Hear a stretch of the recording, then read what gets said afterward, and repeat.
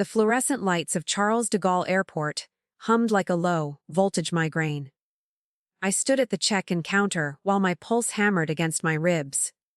At the airport, after an argument, my parents and sister canceled my ticket and left me stranded in Europe. I had no phone, no wallet, and no way out, standing alone in the terminal. As I broke down, a multimillionaire leaned in and whispered, "Pretend you are my wife. My driver is coming." He smiled coldly. "Trust me. They will regret this." I felt his expensive wool coat brush against my arm. The stranger smelled of cedar and cold iron. He did not wait for my permission before taking my hand. His grip was firm and dry, a sharp contrast to my own trembling palms. I looked back at the security gate, where my family had vanished moments ago. They had taken my passport and left me with nothing but a carry-on bag. The man led me toward a black sedan idling at the curb. His driver did not ask for identification. He simply opened the door to a world of leather and silence. Rain began to smear the tinted windows as we pulled away from the terminal. The man sat perfectly still, his silhouette sharp against the passing city lights. He pulled a slim, silver phone from his breast pocket and handed it to me. It was already active and logged into a private banking app. I saw my name on the screen, next to a balance that made my throat tighten. He did not look at me while he spoke. He watched the rain. My family had not just left me. They had planned this. I scrolled through the recent messages on the device. My sister had sent a group text to my cousins an hour ago. She claimed I had suffered a nervous breakdown and needed to be institutionalized back in New York. The lies were already spreading like ink in water. They wanted my inheritance, and I was just an obstacle to be removed. Alexander turned his head toward me, his eyes dark and unreadable. He knew exactly what they were doing.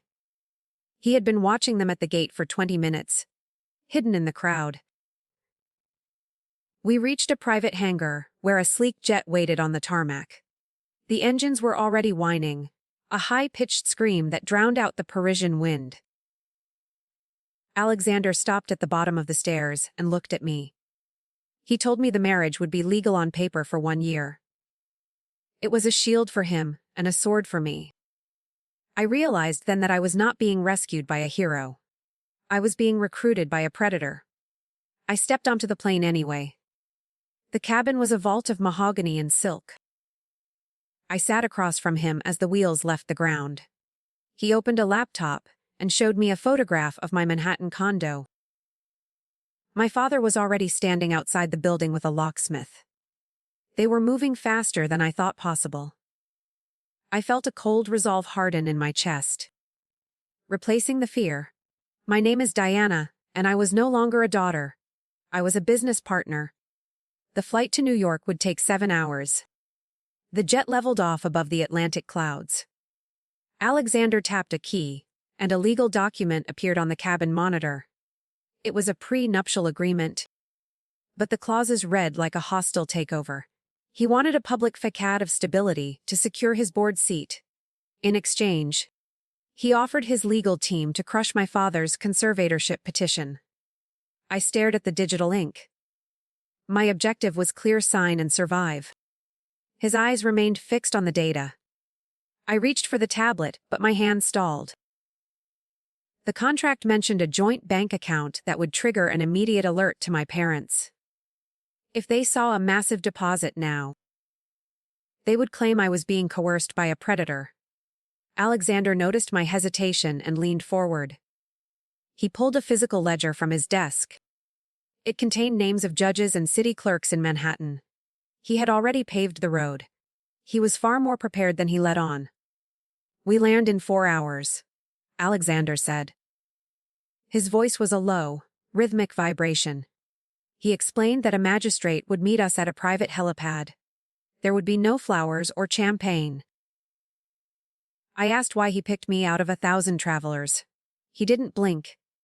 He said he needed someone who had already lost everything. A person with nothing left to lose is impossible to blackmail. I signed the screen. The trap was finally set for my family. The cabin lights dimmed to a deep amber. I tried to sleep, but the phone Alexander gave me buzzed. A new email from my sister Angela appeared. She wasn't just lying about my health, she was selling my furniture. A photo showed an appraiser walking through my living room. They were liquidating my life before the plane even touched the ground. My chest tightened until I couldn't breathe. They weren't waiting for a court date. They were erasing me. I showed the screen to Alexander. He didn't look surprised. He took the phone and made a single, silent call to his head of security. Within minutes, a live video feed from my hallway appeared on the monitor. A man in a dark suit was standing outside my door. He wasn't a locksmith. He was Alexander's employee, and he was already inside my apartment. I realized Alexander had been monitoring my assets long before we met at the airport. "Why were you watching my home?" I whispered.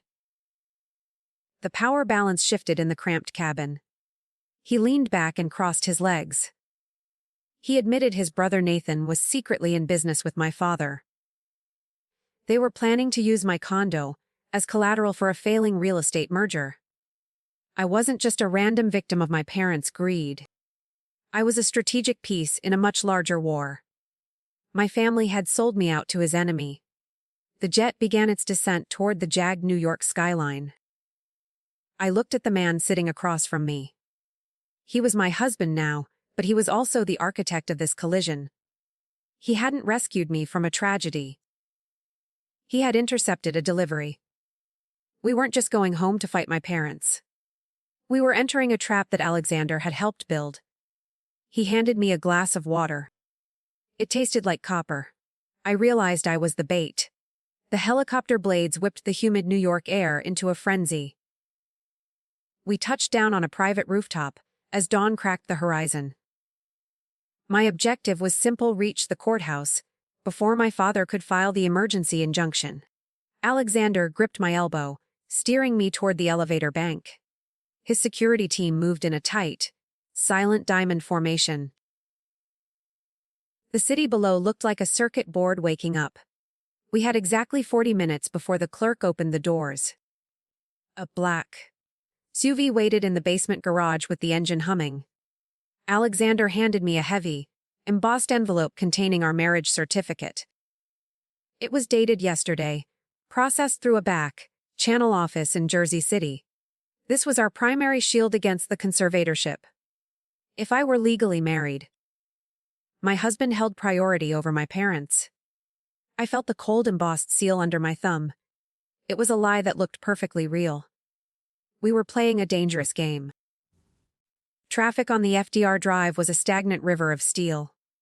My phone buzzed with a notification from my building's smart lock. Someone was attempting to override the master security code from inside the lobby. It was my sister, Angela. She wasn't just selling furniture anymore. She was trying to seize the physical space. I watched the red "Access denied" flash on my screen. My heart hammered against my ribs. We were stuck in a gridlock while she circled. "Take the shoulder," Alexander commanded.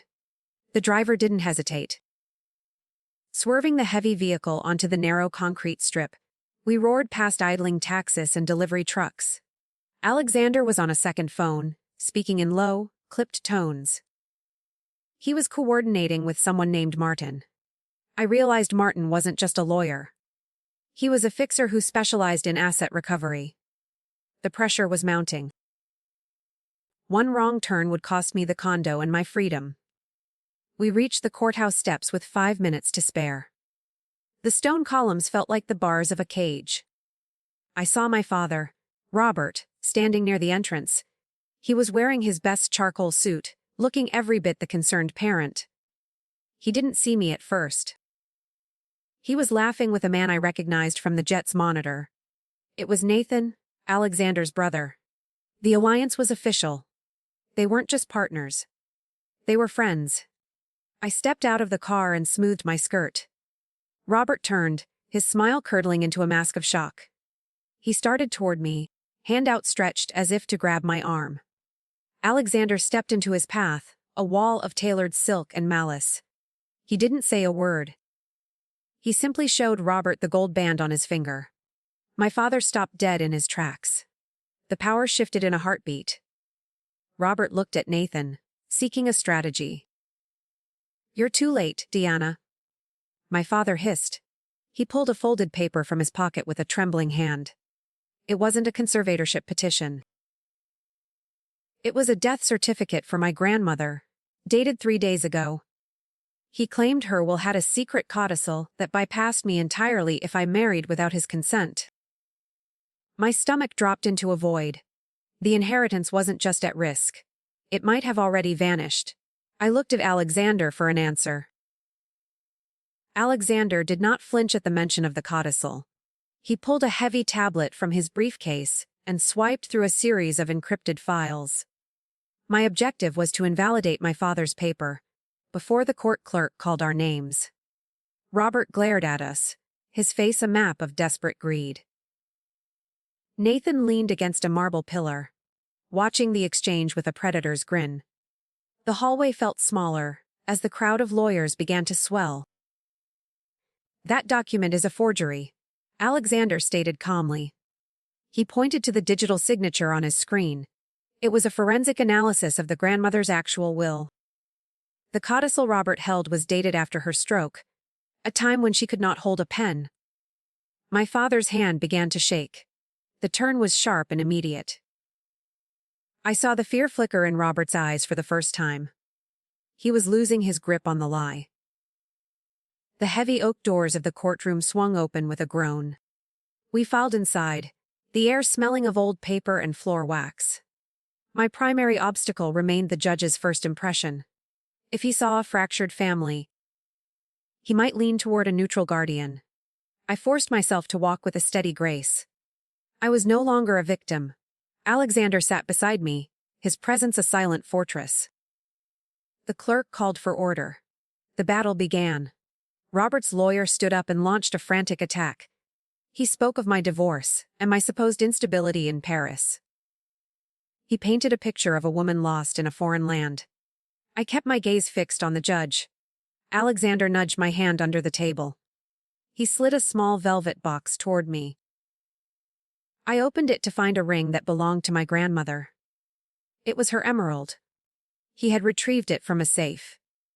The sight of the ring shattered my father's composure. He surged forward from his seat, shouting about theft. The judge hammered his gavel until the room went silent. Robert had exposed his temper, proving my point without me saying a single word. The power balance shifted entirely toward the defense. Alexander whispered that the emerald was the key to the estate. It was not just jewelry. It was a physical token of the true, unedited will. "I have the original documents," Martin said, stepping forward. He presented a safe, deposit box receipt that predated my father's claims. The judge reviewed the evidence with a stern, slow nod. He looked at Robert and then at me. The conservatorship was failing in real time. My father slumped into his chair, defeated by his own aggression. I felt a surge of relief that tasted like iron. But the victory felt hollow in the cold room. The judge dismissed the petition with prejudice. I was free, but the micro twist came as we exited the courtroom. Nathan caught up to us near the elevators. He wasn't angry. He was laughing. He told Alexander that the real estate merger had already gone through using the condo as a front. My father hadn't stolen my inheritance. He had already spent it. The legal victory meant nothing if the walls around me were already sold. The marble floor of the courthouse lobby felt like thin ice under my heels. Nathan's laughter echoed, sharp and jarring against the quiet legal victory. My objective shifted instantly from defense to recovery. I had to stop the merger before the title transfer became permanent. Alexander's jaw tightened as he gripped his phone. The elevator doors slid shut, cutting off the sight of my father's trembling hands. We were trapped in a descending metal box, while my life's work was signed away elsewhere. "He is lying about the timeline," Alexander muttered. He leaned against the polished steel wall. He explained that a merger of this scale required a cooling-off period. Nathan was likely using a shell company to bypass federal oversight. If we could prove the condo was under litigation during the signing, the deal would collapse. I watched the floor numbers count down. Pressure built in my chest like steam. We needed a paper trail that did not exist yet. The elevator hit the basement. We sprinted toward the SUV. The city air felt thick with humidity and exhaust. My primary obstacle was the clock. The closing was happening at a law firm 3 blocks away.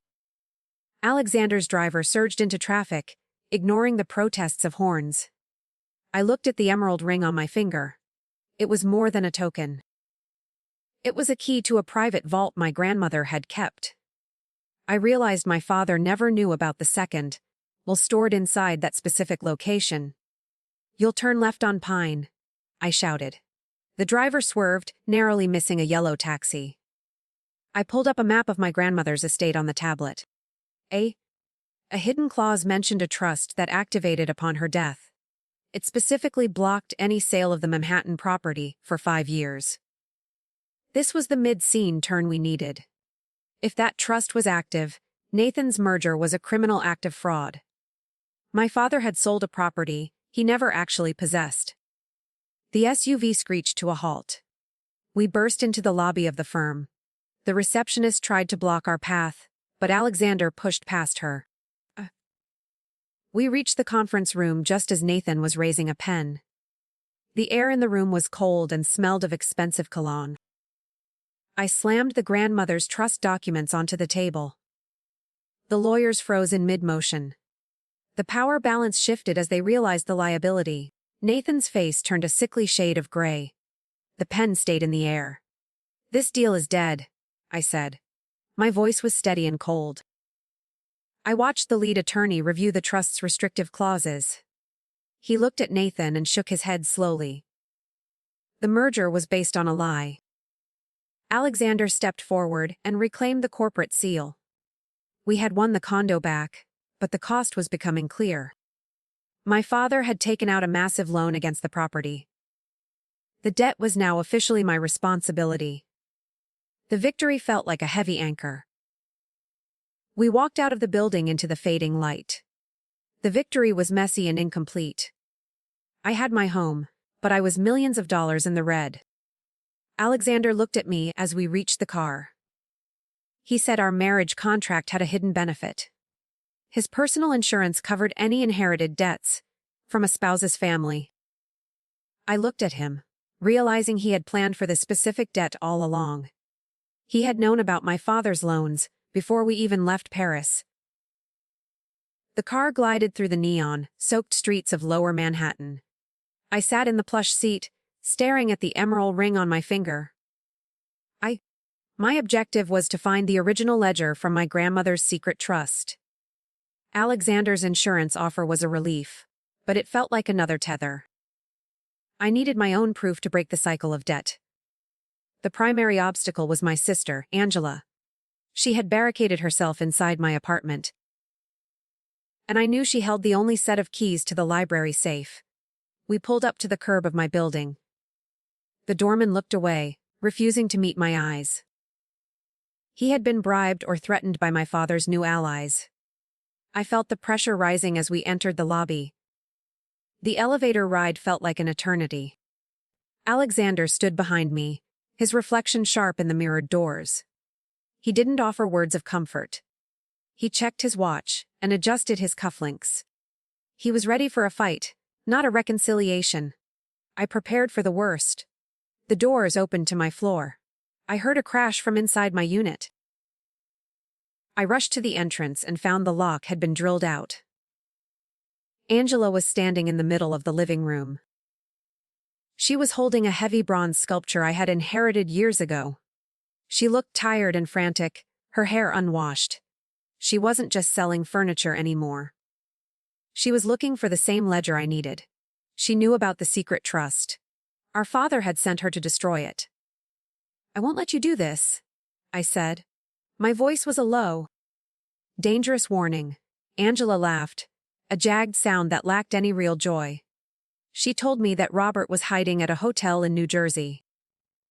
He had already spent the first installment of the loan on a failing casino venture. The mid-scene turn was brutal and fast. If the ledger was destroyed, the debt would remain tied to my name forever. Alexander stepped into the room. He didn't look at Angela. He looked at the safe. Angela threw the sculpture at the library door.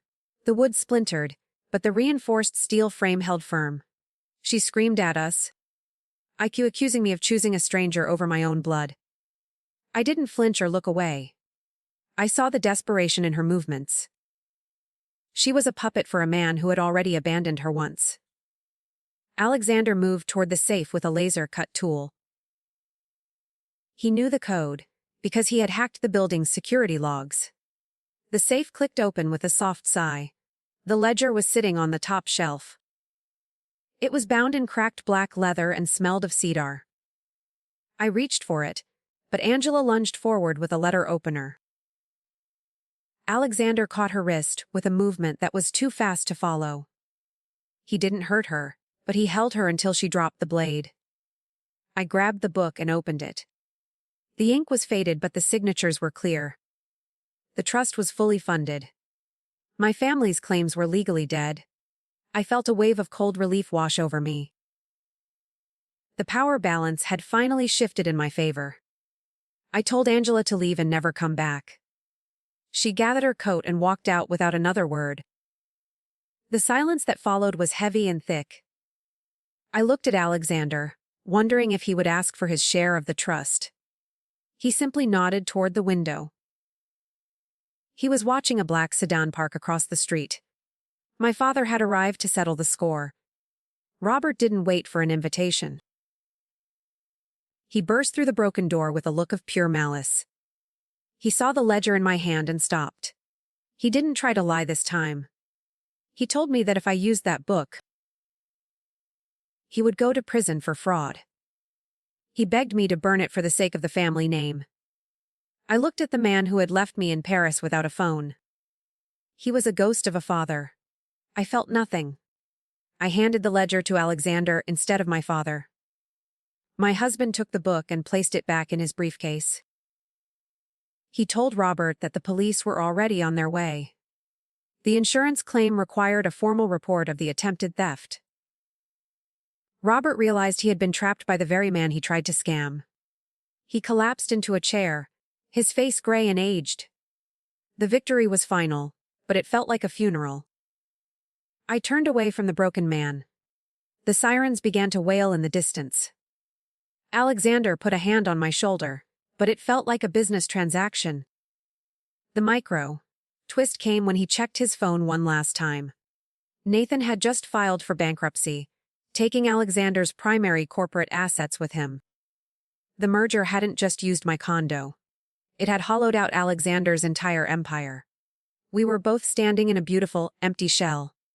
We had saved my home, but we were both officially broke. The real war was just beginning. The sirens faded into a rhythmic pulse against the glass. I stood in the wreckage of my living room while my objective hardened. I had to secure the unique physical ledger before the police arrived to process the scene. Alexander leaned against the library door, his face pale under the dim track lighting.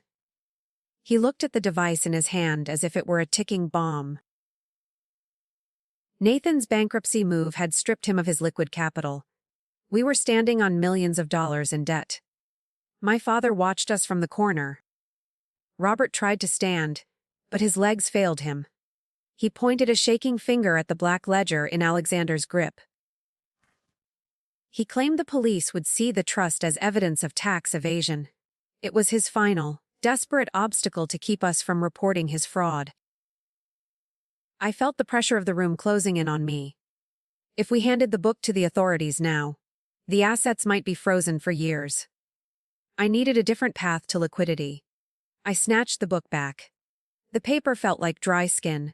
I opened the ledger to the final page and saw a series of handwritten coordinates. They didn't lead to a bank vault or a safety deposit box. They pointed toward a specific plot in a cemetery in Queens. This was the mid-scene turn that changed everything. My grandmother hadn't just left a trust. She had hidden physical bullion that predated the digital banking era. My father's jaw dropped as he recognized the handwriting. He had been looking in the wrong burrows for decades. The power was mine. Get the car ready, I told Alexander. He didn't ask questions. He saw the shift in my eyes and moved toward the door. We had to leave before the precinct officers entered the lobby. Robert started to wail, a sound of pure, pathetic loss. I didn't look back at him. I grabbed my coat and followed Alexander into the hallway. The elevator was already rising. We took the stairs, our footsteps echoing in the concrete shaft. We reached the basement garage just as the first patrol car pulled up. We left the city behind, weaving through traffic until the drive to Queens became a blur of orange streetlights and rain. Alexander drove with a surgical precision that ignored the speed limit. I clutched the ledger to my chest like a shield. He admitted that Nathan's bankruptcy was a feint to hide a secret offshore account. He wasn't entirely broke, but he needed my grandmother's gold to bridge the gap. We were two predators hunting for the same survival. I realized I couldn't trust his silence anymore. He was playing for his empire. I was playing for my life. We drove in silence, the weight of the ledger between us, until we reached the cemetery gates under a moonless sky. The air was thick with the scent of wet earth and pine needles. We found the plot near a rusted iron fence. Alexander pulled a collapsible spade from the trunk of the SUV. He began to dig with a frantic, rhythmic energy. I watched the perimeter for headlights. The silence of the graveyard was a heavy weight on my shoulders. We were grave robbers in tailored clothes. Every shovel of dirt felt like a betrayal of the dead. I heard metal strike wood. He cleared the soil away from a small, lead-lined box. It wasn't a coffin. It was a military-grade container designed for long-term storage. Alexander pried the lid open with a crowbar. Inside lay rows of what appeared to be heavy gold bars, each stamped with a family crest. The value was enough to clear my father's debts and rebuild Alexander's firm. I felt a surge of triumph that lasted only a second. I saw a red dot dance across Alexander's chest. A sniper was watching us from the tree line. The game was not over. Don't move. A voice crackled from a handheld radio in the grass. It was Nathan. He hadn't filed for bankruptcy to hide money. He had done it to lure Alexander into the open. My brother-in-law stepped out from behind a granite monument. He was holding a high-caliber rifle with a thermal scope. He wanted the gold and the ledger to finalize his takeover. Alexander dropped the spade and raised his hands. I realized then that my father had told Nathan about the coordinates. The family betrayal was complete. Nathan demanded I hand over the black ledger. He claimed it contained the passwords to the offshore accounts he needed to unlock. I looked at Alexander, who remained frozen under the laser sight. The pressure was absolute. If I gave up the book, we would both be executed in the dirt. I felt the emerald ring on my finger. It was cold and sharp. I realized the coordinates weren't for the gold. They were a decoy. The real trust was hidden in the ring itself. The box was empty. The lead-lined box sat open in the mud. Nathan stepped closer, his boots crunching on the wet grass. My objective was to leverage the hidden truth before he pulled the trigger. Alexander stood like a statue, the red dot steady on his heart. "The gold is fake?" I said, my voice cutting through the wind. I tossed the ledger toward Nathan's feet. He looked down, and the rifle barrel dipped for a second. The pressure in my chest was a physical weight. Nathan laughed and kicked the box. The gold bars didn't shine. They sounded like hollow lead. The coordinates were a trap my grandmother set for anyone who loved money more than family. I twisted the emerald ring on my finger. A small compartment clicked open, revealing a microfilm strip. This was the real trust. It contained the codes to the offshore accounts Nathan desperately needed. The power balance shifted as he saw the flicker of film. I held his entire future. "Drop the gun, or this goes into the mud," I threatened. I held the film over the open grave. Nathan's eyes darted between me and the ledger. He knew that the impact would shatter the tiny casing instantly, lost in the wet mud. He lowered the rifle but kept his finger on the guard. Alexander didn't wait. He lunged forward and tackled his brother into the dirt. They fought with a silent, desperate ferocity. I backed away, clutching the microfilm. The night air felt like ice. The struggle ended when Alexander pinned Nathan's arms behind his back. I pulled out the phone and dialed the police. We had the recording of the threat and the forged documents. My family's plan was finally in pieces. Robert was already being detained at my apartment, while Angela had been picked up blocks away. The law was finally on my side. Alexander looked up at me, his face bruised and streaked with mud. He looked like a stranger again. I felt the first drop of rain. We waited for the sirens to fill the cemetery. The police took Nathan into custody without a fight. Alexander stood next to me as they loaded the hollow gold into an evidence bag.